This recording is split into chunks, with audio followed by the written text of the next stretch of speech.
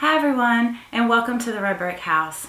Today I wanted to share with you a little bit of a project that I've been working on outside of my house. Typically I'm showing you crafts and things that I do on the inside of my house, but every year I pick an area of my yard to work on and make it a little bit more beautiful, or I make plans for it and I try to work on it a little bit at a time all throughout the growing season. And so I'm going to share with you a little garden tour of my side yard in the front of my house where I've been working to make a beautiful little garden area. So let's go outside and I'll show it to you. So here we are on the front side of our house. You can see our house here, and this is the area that I have been working on. So let's turn around and start out here by the street. I apologize for the wobbly camera. It does get better here in a few minutes. So please just bear with me. Okay, here I have planted some dianthus. They are a beautiful dark pink, and I'm hoping that they will fill in this whole area and look like one cohesive planting.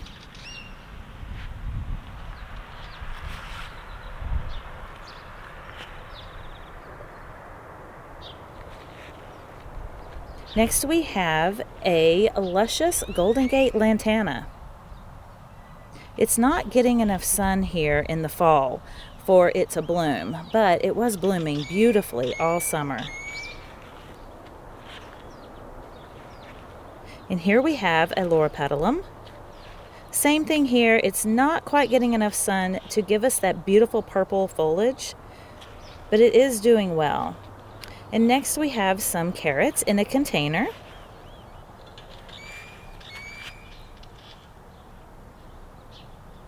Let's just check out one and see how they're doing.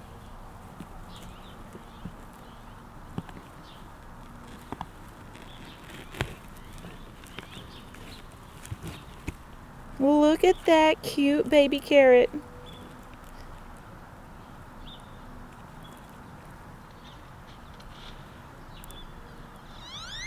I'll come back for you later.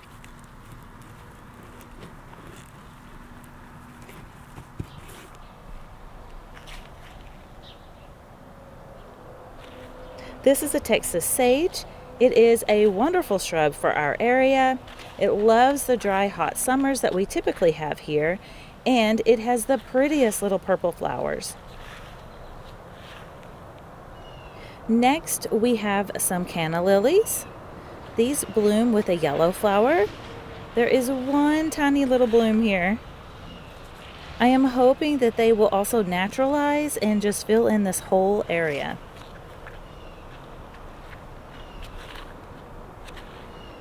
Now we're getting up to the side of the house, and it is my plan to have a gravel path in the middle here all the way to the back fence. So here we have two red bush ixora, I think that's how you say it.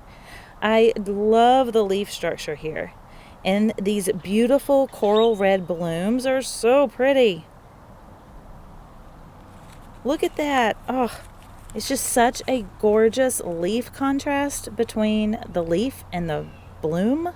It just stands out from across the yard. I love it.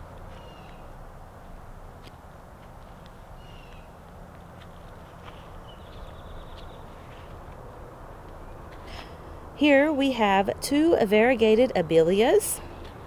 This first one has struggled quite a bit, and it doesn't look as healthy as the other one.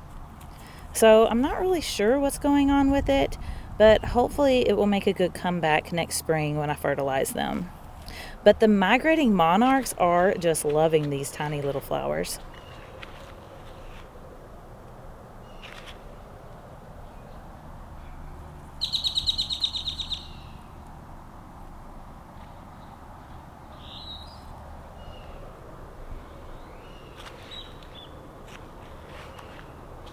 And now I definitely wanted some more winter interest through here. So I have planted some dwarf Yaupon hollies. I want them to fill in this area, but I didn't want anything to be too tall because right over here in the middle, I have planted a Rose of Sharon. And it will be the focal point of this whole little side garden. And this one blooms big, beautiful white flowers all summer long. I cannot wait for it to start blooming. It will take some time for all these shrubs to grow and to mature, so we just have to kind of use our imagination in the meantime, right? So next we have a Sunshine Ligustrum, another beautiful shrub. I love the leaf contrast on this shrub. Okay, and now we have made it to the back fence, and here I have some kind of pine tree of some sort, and it's not looking great, but the Shasta daisies are looking fantastic. They are planted here along the front of this bed. I have some amaryllis and some tradescantia in these containers along with my pumpkin display.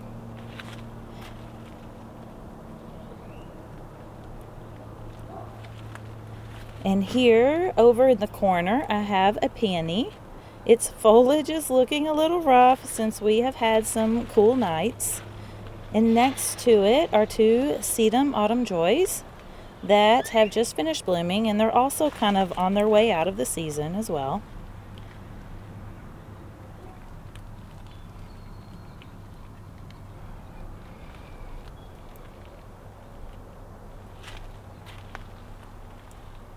And then here I have two foxtail ferns with a very old variety of salvia in between.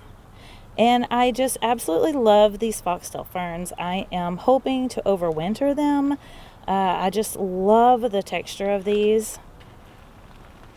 And the salvia loves my garden. It blooms from spring to fall until we have a freeze. And the pollinators absolutely love them. So these will get quite tall. I'm hoping they get about as tall as the window, and so that I can look out the window and see bees and butterflies flying around. That is my plan anyway.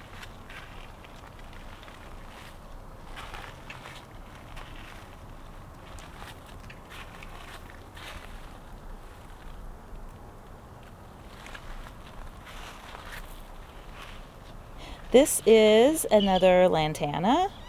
But something is going on with the leaves. I first thought it was scale, but when you turn the leaf over, it looks more like leaf burn. Like maybe when I watered it, I dripped water on it, and then the hot sun during the summer kind of burned the leaves.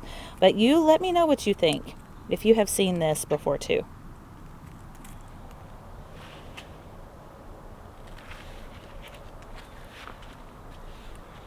Next, I have some marigolds.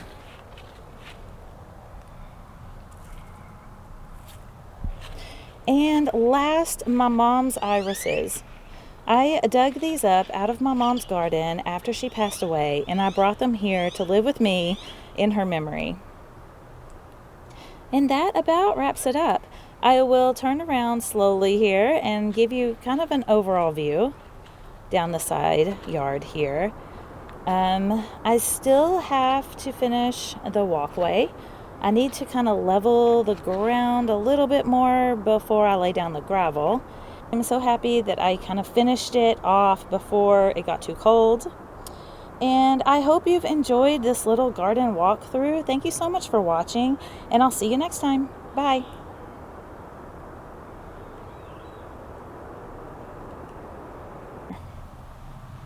Oh, hello there. Are you enjoying my garden? You know, if you could go live in someone else's yard, that would be great.